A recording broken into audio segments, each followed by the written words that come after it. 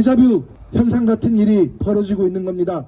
2021년도에 호원대에서 가족센터를 수탁 운영하면서 비선실세 노름이 벌어졌고, 민간인이 개인정보를 들여다보는 문제가 개인정보보호법 위반 문제로 사회적 이슈가 되고 쟁점이 됐는데, 왜 이놈의 군산시는 변화되는 거 없이 발전하는 거 없이 4년이 지난 지금 이번에는 그 행위의 주체가 바뀌었을 뿐 이렇게 비선실세 노름이 또다시 반복된다는 말입니까? 가족센터의 위수탁 계약은 최저낙찰제가 아닙니다.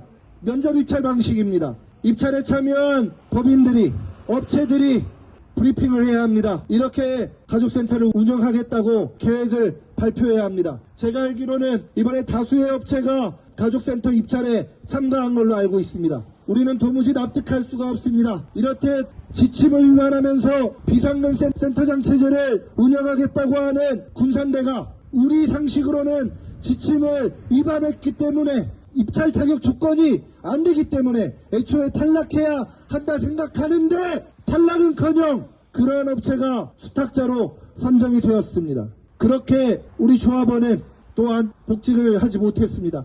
입찰에 참가한 또 다른 업체는 민주노총과 군산시청의 관계 잘 알고 있고 해고조합원 원직에 복직하겠다고 그렇게 공약하였습니다. 그러면 강임준 시장과 군산시가 이 문제 원칙적으로 올곧게 해결할 생각이 있었다면, 공익제보자 보호할 생각이 있었다면 군산대 말고 또 다른 업체를 수탁업체로 선정했으면 끝났을 것입니다. 다 끝난 문제입니다. 우리가 이곳에 이렇게 다시 발붙이고 서서 공무원 여러분들도 불편하고 청원경찰 여러분들도 아침 대바람부터 이렇게 고생하지 않아도 됐고, 지나는 시민 여러분들도 이런 소음에 고통받지 않아도 됐을 것입니다.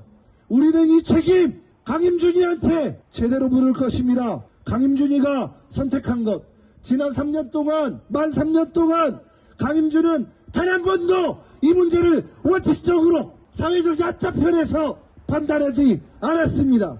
얼마 전 한 번 면담을 할 때는 자기가 억울하다고, 오히려 방귀 낀 놈이 성낸다고, 자기가 오히려 억울하다고, 자기가 호원되냐고, 왜 자기한테 그러냐고 그렇게 하소연을 하더군요.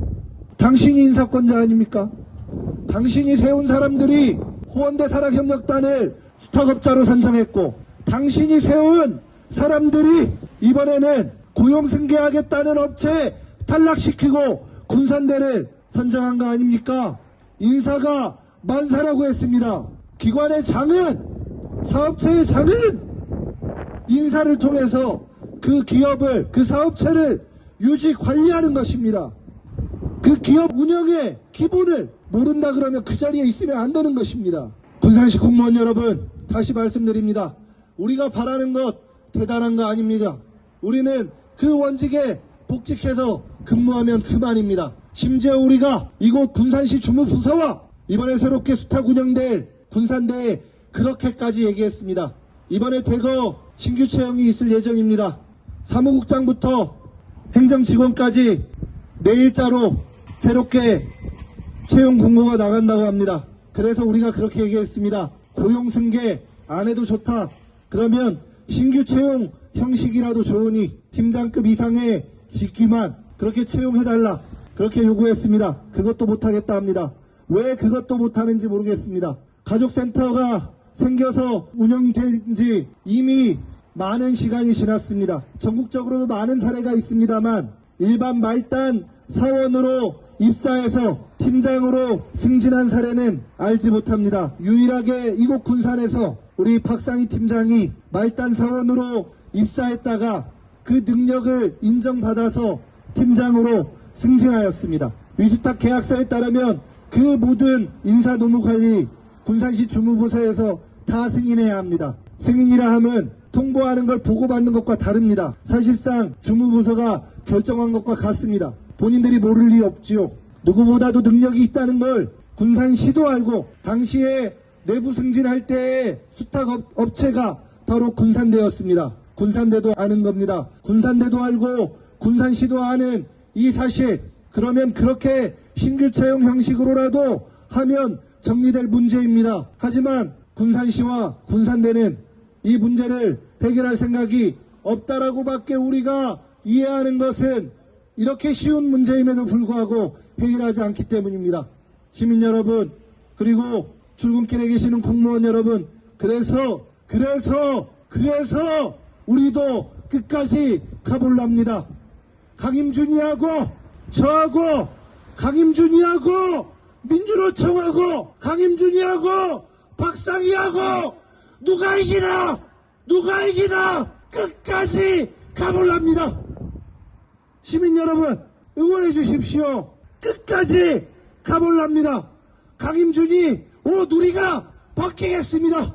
시민 여러분, 오늘은 세계 노동절입니다. 우리 노동자들의 명절입니다. 명절날 흥겹게 노래하고 춤추고 놀고 그래야 하는데 자금의 이 나라 노동자들의 현실은 우리가 그렇게 그럴 기회를 부여하지 않습니다. 이 나라 노동 현실 어떠합니까?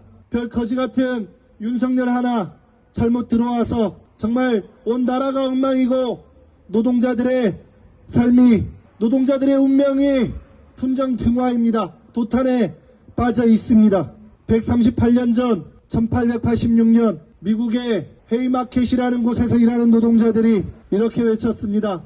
8시간 노동제 보장해라. 그렇습니다. 그러고 나서 근 100년이 지난 1970년 대한민국의 한 노동자는 이렇게 외쳤습니다. 우리는 기계가 아니다. 근로기준법을 준수하라. 그렇게 산하에간 노동자 이름은 바로 전태일입니다. 우리 민주노총은 이 전태일 정신을 계승해서 1995년 출범하였습니다.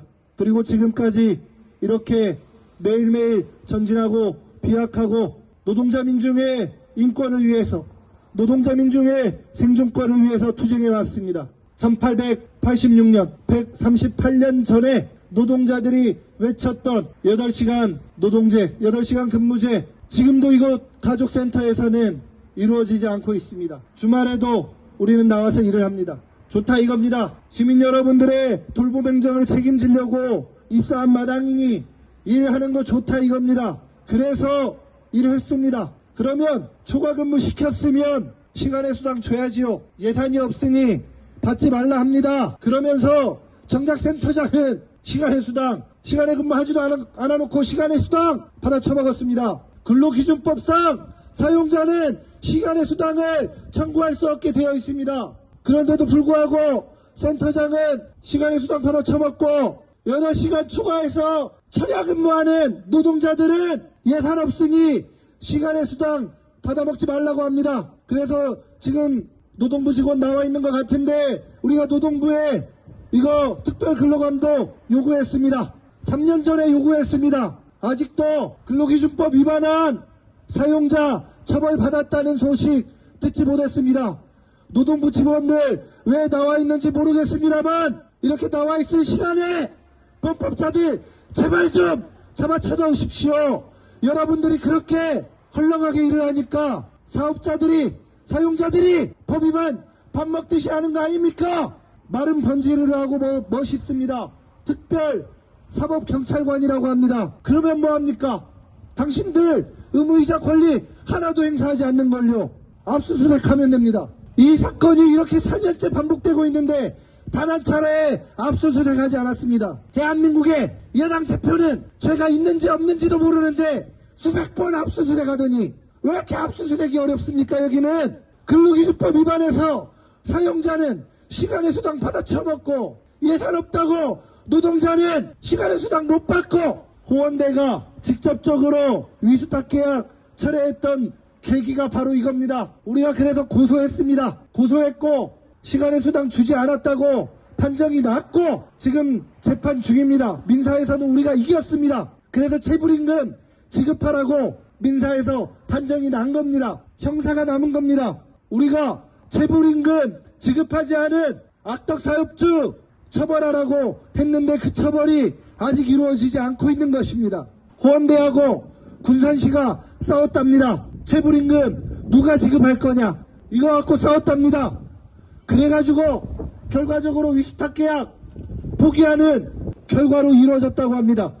정말 어이가 없습니다. 정말 어이가 없습니다. 우리는 회계부정, 채용비리 그리고 비선실세 노름한 것에 대한 책임을 물어서 호원대 산학협력단을 날린 줄 알았더니 군산시가 체불임금 지원해주지 않아서 호원대가 에이 그러면 더럽고 치사해서 우리가 수탁 운영 못하겠다 이래서 제발로 수탁 포기했답니다. 군산시 미쳤습니다.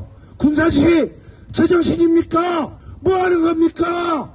대체 호원대와 강임진 시장이 무슨 관계이길래 어떻게 갑이 을한테 쩔쩔매면서 갑이 을한테 쩔쩔매면서 이러는지 우리는 도무지 납득할 수가 없습니다. 우리가 환수 조치하라고 주문한 게 있습니다. 시의회 서동환 의원을 비롯한 군산시 의원들도 즉각 환수 조치하라고 지금 몇 년째 얘기하는 게 있습니다. 지금 여전히 해고 상태인 우리 박상희 조합원이 전북지노위 판정을 받고 복직한 적이 있습니다. 해고 기간 동안의 임금 상당액을 사용자가 지급해야 합니다. 사용자가 누구입니까? 근데 이 해고 기간 동안의 임금을 여성가족부와 군산시가 지급했다 그러면 시민 여러분 믿으시겠습니까? 그러면 군산시와 여성가족부가 사용자입니까? 그럼 군산시가 채용해야지요. 왜 채용하지 않습니까? 해고 기간 동안의 임금을 군산시가 지급했습니다. 그러니까 이번에도 호원대가 야 해고 기간 동안의 임금 군산시 니들이 줬으니 체불임금도 군산시 니들이 줘라 라고 요구한 겁니다. 합리적이죠. 왜? 전례가 있으니까. 근데 이번에 군산시가 무슨 소리다 우린 지급할 수 없다 니들이 지급해라 라고 했다고 합니다. 그러니까 호원대가 에이 그럼 더러워서 수탁운영 하래 이렇게 해서 수탁운영 포기했다는 겁니다. 시민 여러분 그리고 군산시 여러분 공무원 여러분 여러분들도 상식이 있지 않습니까? 이게 말이 됩니까? 그러면 애꿎은 시민열세 낭비하게 한 여성가족 청소년과 주무관부터 계장, 과장 다 책임져야 하는 거 아닙니까? 어느 한 놈 책임지는 놈 없습니다. 어느 한 놈 책임지는 놈 없이 이제 호원대 나갔으니 끝난 거 아니냐고요. 시민의 혈세는 낭비되었고 환수 조치는 이루어지지도 않았고 공익제보 과정에서 희생된 이 해고자는 여전히 길거리에 있는데 대체 뭐가 끝난 겁니까?